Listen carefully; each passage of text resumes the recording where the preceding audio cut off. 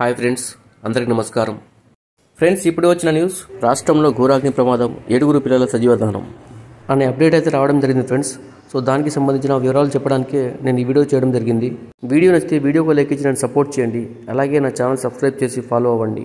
Gaming జోన్లో జరిగిన అగ్ని ప్రమాదం 9 మంది చిన్నారులు సహా మొత్తం 27 మందిని బలి తీసుకోగా ఢిల్లీలో మరో భారీ ఫైర్ యాక్సిడెంట్ చోటు చేసుకుంది.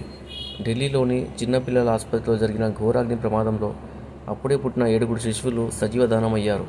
మరికొంతమంది చిన్నారులను ఫైర్ సిబ్బంది వచ్చి రక్షించడంతో మృతుల సంఖ్య భారీగా పెరగకుండా అడ్డుకున్నారు.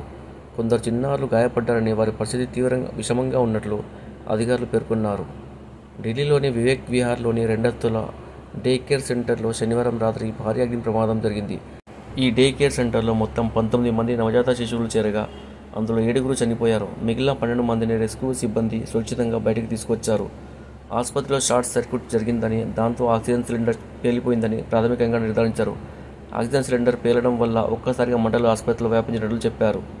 అగ్ని ప్రమాదం జరిగిందని సమాచారం అందుకున్న ఫైర్ సిబ్బంది వెంటనే స్పందించి అక్కడికి చేరుకోవడంతో భారీగా ప్రాణనష్టం కాకుండా అడ్డుకున్నారు. గాయపడిన వారిని వెంటనే అంబులెన్స్ ద్వారా సమీపంలోని గుప్తా నర్సింగ్ హోమ్, తూర్పు ఢిల్లీ అడ్వాన్స్డ్ నర్సింగ్ హోమ్లో చేర్చారు. వెంటనే అక్కడికి చేరుకున్న పోలీసు బృందాలు, రెస్క్యూ టీం చేరుకొని పలువురు నవజాత శిశువులను రక్షించారు. Thanks for watching friends.